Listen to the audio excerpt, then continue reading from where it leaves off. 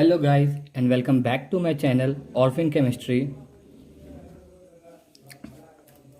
हम लोग chain reaction कर रहे थे और आज का हमारा टॉपिक है डाइमराइजेशन ऑफ एंथ्रासीन। ओके, सो इससे पहले कि मैं इसके काइनेटिक्स पे बात करूं, इसके काइनेटिक्स को डिराइव करूं, इसके रेट लॉ को मैं डिराइव करूं, आइए पहले हम लोग समझ लेते हैं कि डाइमराइजेशन एक्चुअली होता क्या है। तो उसके मैकेनिज्म को समझना, उसके काइनेटिक्स को स्टडी करना हमारे लिए आसान हो जाएगा। सो लेट्स स्टार्ट। यहाँ मैंने कुछ इसके बेसिक इन्फॉर्मेशंस ऑलरेडी लिख दिए हैं ताकि इन सब चीज़ों में हमारा टाइम वेस्ट ना हो। एक्चुअली ये सारी बातें जो है ये एग्ज़ाम में पूछा नहीं जाता है, बट हमें ये सब बातें नॉलेज में ऐड करनी चाहिए, हमें बेसिक बातें पता होनी चाहिए। So let's start. तो यहाँ मैंने लिखा है dimerisation is an addition reaction in which two molecule of the same compound react with each other to give the adduct. इसका मतलब हुआ कि डाइमराइजेशन जो है वो एक टाइप का एडिशन रिएक्शन है जिसमें कि दो मॉलिक्यूल आपस में रिएक्ट करते हैं। वो कैसे दो मॉलिक्यूल? जिनका कि सेम कंपाउंड हो, जो दो सेम कंपाउंड आपस में रिएक्ट करते हैं। ओके, तो दो सेम जो जिनका केमिकली सेम है कंपाउंड वो आपस में रिएक्ट करते हैं और एक प्रोडक्ट बनाते हैं, जिस प्रोडक्ट को एडक्ट कहा जाता है। तो जैसे मैंने देखो यहाँ एग्जांपल दिया है, ए और ए मिलकर A2 बना रहे हैं। तो A2 जो है ये डाइमर है, ए और ए जो है ये मोनोमर है। और एडक्ट किसे कहते हैं तो वो भी मैंने लिख दिया, adduct is the product of addition reaction. तो जब एडिशन रिएक्शन होता है तो उसमें जो हमें प्रोडक्ट मिलता है उसे हम एडक्ट कहते हैं। और एडक्ट नाम देने के पीछे एक और कारण है कि जो ऐसे तो एडिशन प्रोडक्ट भी हम कह सकते थे, पर एडक्ट कहने का मतलब होता है कि उसमें किसी भी मॉलिक्यूल के अंदर किसी भी एटम का लॉस नहीं हुआ हो। जैसे देखो एंथ्रासीन है, आप यहाँ देख सकते हो एंथ्रासीन जो है इसका केमिकल फार्मूला होता है C14H10। ओके, एक मॉलिक्यूल एंथ्रासीन का है, इस वाले का भी वही है C14H10 सॉरी। तो दो जब देखो जब दो C14H10 दो मॉलिक्यूल मिले और लाइट के प्रेजेंस में डाइमराइजेशन हुआ तो जो हमें प्रोडक्ट मिला, यानी कि ये इस एडिशन रिएक्शन से जो हमें प्रोडक्ट मिला जो कि एडक्ट है, ये एडक्ट जो है वो डाइमर के फॉर्म में है और ये सेम केमिकल फार्मूला है। देखो ये जो एडक्ट मैंने क्या बोला था कि एडिशन रिएक्शन में क्या होता है कि किसी भी एटम का लॉस नहीं होता है। ए और ए मिलके A2 बन रहे थे, तो एंथ्रासीन और एंथ्रासीन मिल करके डाइमर ऑफ एंथ्रासीन बना रहे हैं। तो यहाँ C14H10 था, ये भी C14H10 है, तो ये दोनों मिलकर यहाँ बनाएंगे C28 और H20। ये मतलब होता है एडक्ट का। सो ये थी हमारी बेसिक इन्फॉर्मेशंस एडिशन रिएक्शन के बारे में, डाइमराइजेशन के बारे में। और अगर कुछ बातें आप नॉलेज में ऐड करना चाहो तो यहाँ मैंने इसका केमिकल फार्मूला बता ही दिया है। ये डाइमर हो कैसा दिखता है, तो ये मैंने एक रफ डायग्राम बनाया है, आपको मैं अभी दिखा देता हूँ ये एक्चुअली कैसा दिखता है। सो आइए थोड़ी सी और इसके बारे में कुछ जो इसकी फिजिकल प्रॉपर्टीज़ है वो भी मैं यहाँ लिख देता हूँ। मैंने पहले ही बोला ये सारी बातें एग्जाम में नहीं पूछी जाती हैं, बट हमारे नॉलेज में ये सारी बातें होनी चाहिए। अगर इसके मॉलिक्यूलर मास की बात की जाए तो ये होता है 178.23 ग्राम पर मोल, ये इसका मॉलिक्यूलर वेट होता है। और अगर डेंसिटी की बात की जाए तो मैं यहाँ लिख देता हूँ, इसकी डेंसिटी होती है 1.25 ग्राम पर centimetre cube. Okay,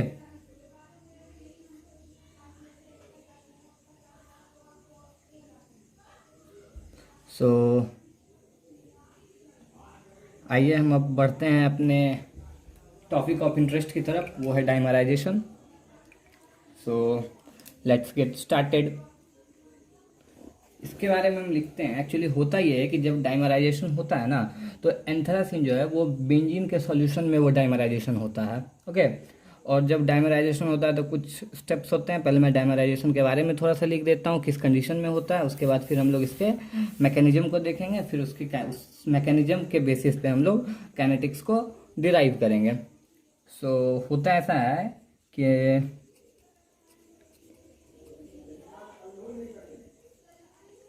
anthracene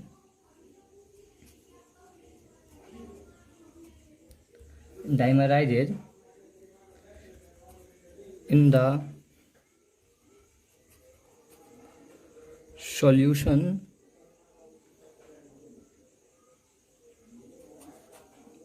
of benzene and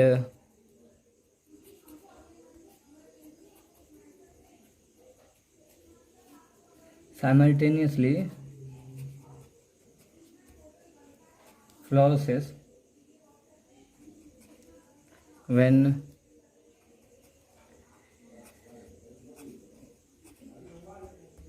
irradiated with light of a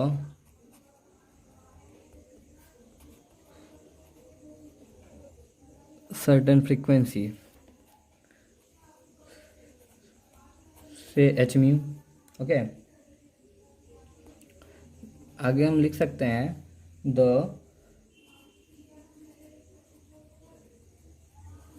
frequency of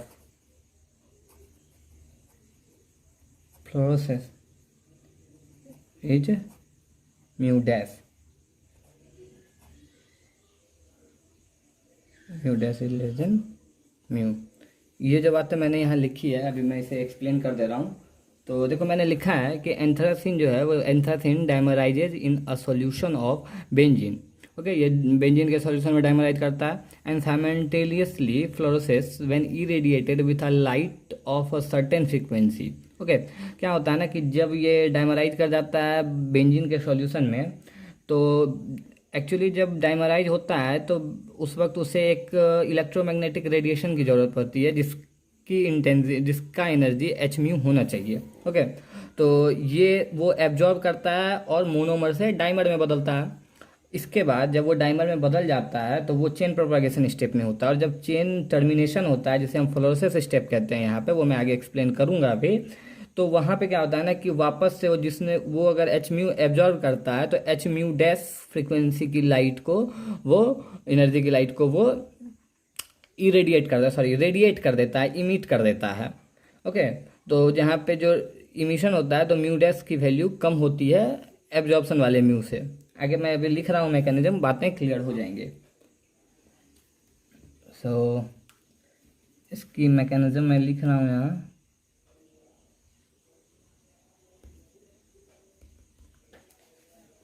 मैं यहाँ एंथ्रासिन को ए से रिप्रेजेंट करता हूँ। ओके, तो ए जो है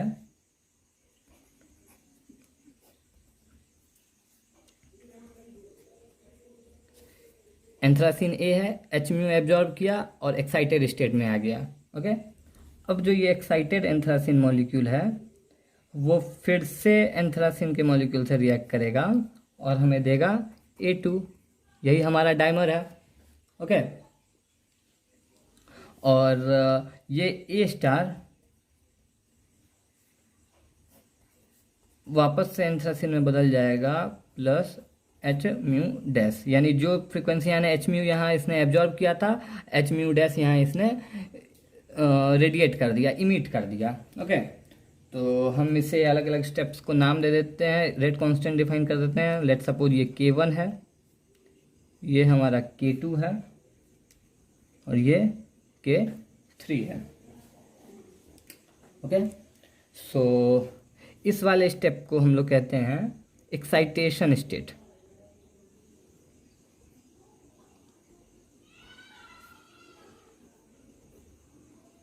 ठीक, ये जो है ये हमारा डाइमराइजेशन स्टेप है।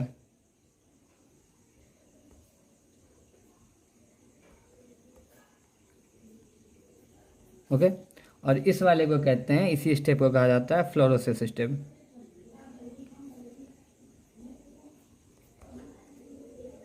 ठीक है। अब हमें इसके रेट लॉ को डिराइव करना है, इसकी काइनेटिक्स को स्टडी करना है। यहाँ मैं लिख देता हूँ कि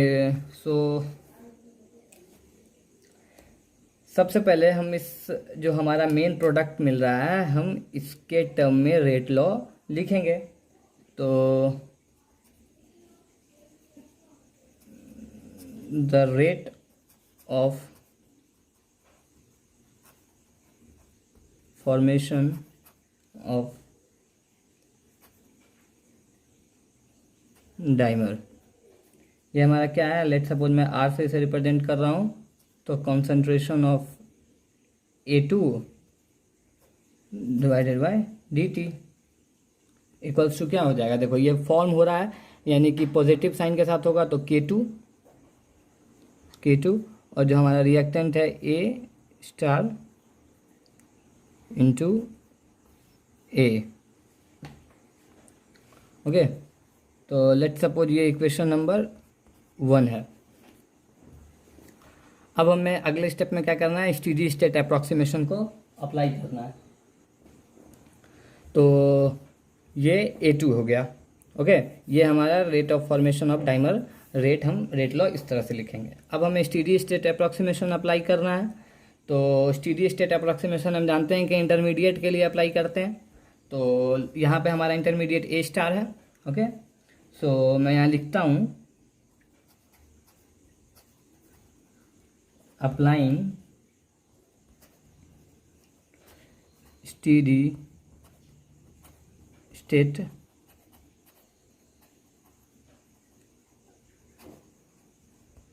approximation to A star, we get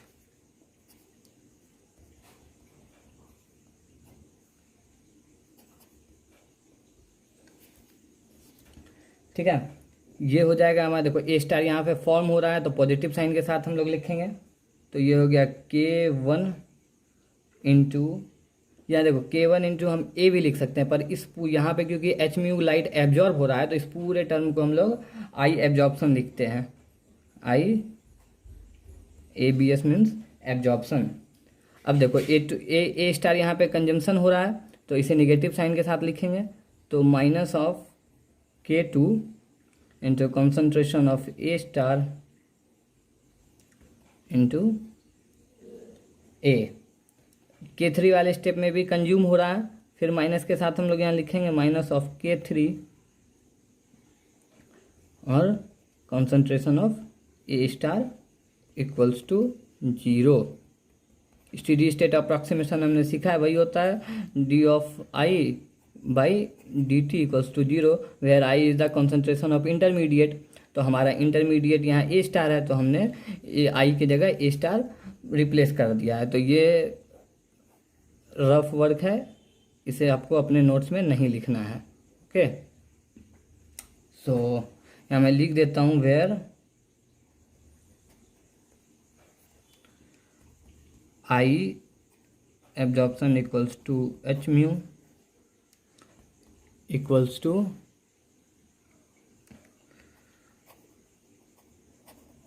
intensity of light absorbed. Okay, so यहाँ तो हम लिख सकते हैं K1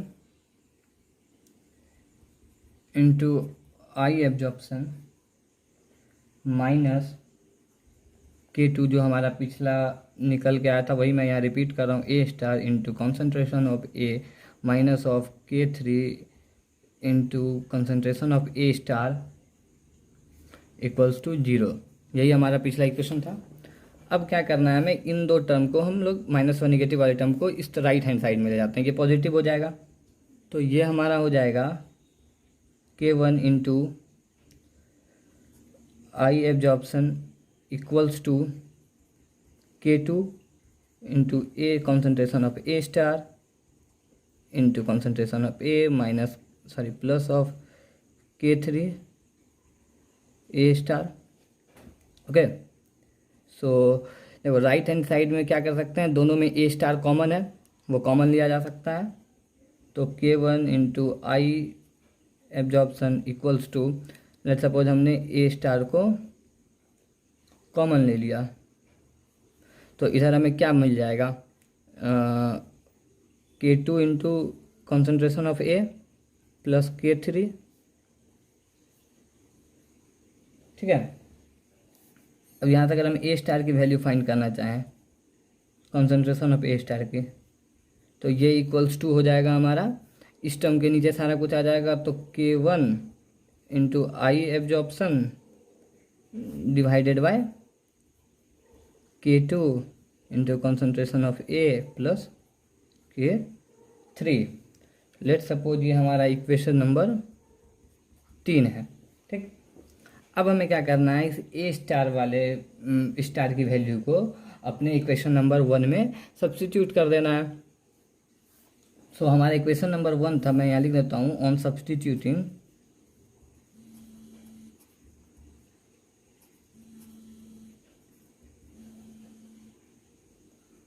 substituting the value of concentration of A* in equation 1 we get। पहले मैं इक्वेशन 1 लिख दूँ, इक्वेशन 1 था R equals to concentration of A2/dt equals to K2 A*। तो ये स्टार की वैल्यू में हम लोग यहाँ रख सकते हैं, और एक्चुअली हमें यही करना भी है। तो इक्वल्स टू देके मैं यहीं पे लिख देता हूँ K2। ओके, ये हो जाएगा आपको K1 into I absorption by K2 A plus K3 bracket close, और आपका जो ये A है कॉन्सेंट्रेशन ऑफ A। ओके, सो इसे अगर मैं थोड़ा सा रीअरेंज करके लिख दूँ तो ऐसा हो सकता है, ये rate equals to K1 into K2 into I absorption into concentration of A divided by K2 concentration of A plus K3। ये हमारा निकल गया डाइमराइजेशन ऑफ एंथ्रासीन के का रेट। ओके, यहाँ मैं लिख देता हूँ where A equals to anthracene. Okay, so guys ये था हमारा रेट लॉ एक्सप्रेशन। मैं यहाँ पे कुछ और बातें आपके नॉलेज में ऐड करना चाहूँगा, वो ये है कि एक्चुअली जब डाइमराइजेशन ऑफ एंथ्रासीन को स्टडी किया जा रहा था तो इसमें दो कॉन्सेप्ट आए थे। एक तो केमिकल काइनेटिक्स का, जो हमने यहाँ डिराइव कर लिया है, पर क्या है ना कि ये बातें एक्सपेरिमेंटली प्रूव्ड नहीं हो पा रही थी। तो इसके बाद जब फोटो केमिकल रिएक्शंस का कॉन्सेप्ट आया तो जा करके ये सारी बातें क्लियर हुई। तो एक्चुअली हुआ ये था कि जब तक फोटो केमिकल रिएक्शन का कॉन्सेप्ट नहीं आया था तब तक दो तरह के मैकेनिज्म प्रपोज किए गए थे। एक रिएक्शन का मैकेनिज्म वो था जो मैंने लिखा और जिससे मैंने इतनी सारी बातें डिराइव की हैं। ओके, और दूसरे वाली एक मैकेनिज्म थी जो कि गलत प्रूफ हो गई थी। अब वो प्रूफ सही और गलत किस बेसिस पे हुई थी, वो था हमारा फाई। ओके, मतलब क्वांटम फाई मतलब क्वांटम इफिशियंसी, या आप इसे क्वांटम इल्ड भी लिखते हो, YIELD, क्वांटम इल्ड। तो इसका क्वांटम इल्ड कैसे निकलता है ये हम फोटोकेमिकल वाली रिएक्शन के वीडियो सीरीज में सीखेंगे, पर मैं बस आपकी नॉलेज में ऐड कर देने के लिए ये बातें मैं यहाँ पे इसके वैल्यू को लिख दे रहा हूँ कि क्वांटम एफिशिएंसी की वैल्यू कितनी आई थी और उसका क्या इफेक्ट पड़ा था। तो मैं यहाँ लिख दे रहा हूँ फाई ऑफ